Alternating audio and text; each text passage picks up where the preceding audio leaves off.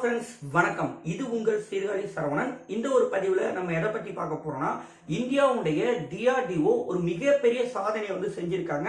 அதாவது ஹைதராபாத்ல இருக்கக்கூடிய DRDO உடைய பிரான்ச்சான defence research and development laboratory பொறுத்த வரைக்கும் அந்த ஸ்கிராம்ஜெட் இன்ஜின் சொல்லக்கூடிய ஹைப்பர்சோனிக் மிசைல்ஸ்க்கு தேவையான அந்த இன்ஜினை வந்து 1000 செகண்ட்ஸுக்கு வந்து அதை வந்து ஆப்ரேட் பண்ணி சக்சஸ்ஃபுல்லா பார்த்திருக்காங்க.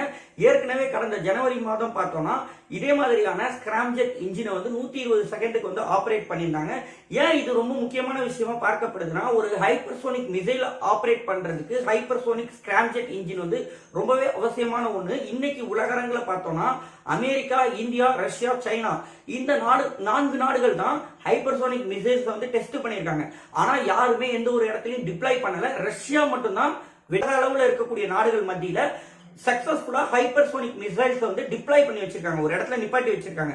சப்போஸ் ஒரு பிரச்சனை ஏற்படும் போது அவங்களால அதை ஆப்ரேட் பண்ண முடியும். மற்ற நாடுகள்லாம் அதை வந்து தொடர்ந்து சோதனை பண்ணிக்கிட்டு தான் இருக்காங்க. இந்தியா கூட பார்த்தோம்னா 2024ல ஒரு லாங் ரேஞ்ச் ஹைப்பர்சோனிக் மிசைலை வந்து சக்சஸ்ஃபுல்லா டெஸ்ட் பண்ணிருந்தாங்க. ஆனா அது இன்னும் ராணுவத்துல சேர்க்கல. சோ இந்த நிலையில தான் இந்த ஒரு ஸ்கிராம்ஜெட் இன்ஜினை வந்து இந்தியா வெற்றிகரமா சோதனை செஞ்சிருக்காங்க. ஏற்கனவே பார்த்தோம்னா ஹைப்பர்சோனிக் டெஸ்ட் டெமான்ஸ்ட்ரேட்டிவ் வெஹிக்கிள் சொல்லுவாங்க.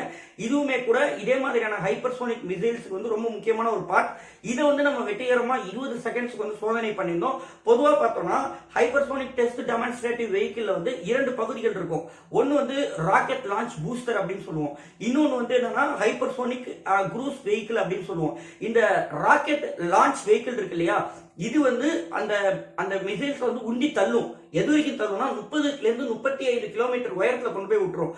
அதுக்கப்புறம் மேக் 5க்கு மேல மேக் 8 ஸ்பீடுக்கு போனாதான் அது ஒரு ஹைப்பர்சோனிக் மிசைலா கன்சிடர் பண்ண முடியும். சோ அதே மாதிரியான ஒரு விஷயத்துக்கு இந்த இன்ஜின்ங்கிறது ஸ்கிராம்ஜெட் இன்ஜின் அப்படிங்கிறது வந்து ரொம்ப அவசியமான ஒண்ணு.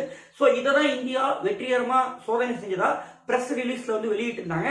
But the same time India already நான் சொன்ன லாங் ரேஞ்ச் ஹைப்பர்சோனிக் மிசைல்ஸ் வந்து சோதனை பண்ணிருக்காங்க. அதை பத்தி இந்த பிரஸ் ரிலீஸ்ல வந்து எதுவுமே குறிப்பிடல.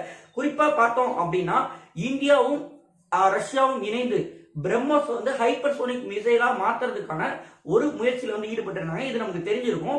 இந்த பிரம்மோஸ் 2 ஹைப்பர்சோனிக் மிசைல்ஸ்க்கு வந்து இந்தியா இந்த ஸ்கிராம்ஜெட் இன்ஜினை வந்து பொருத்துறதுக்கான வாய்ப்பு இருக்கு. ஏன்னா இது வந்து இரு நாடுகள் கொலாபரேஷன்ல பண்றாங்க. ஏற்கனவே ரஷ்யா கிட்ட ஹைப்பர்சோனிக் டெக்னாலஜி இருக்கு, அந்த ஹைப்பர்சோனிக் கிளைட் வெஹிக்கிள் இருக்கு.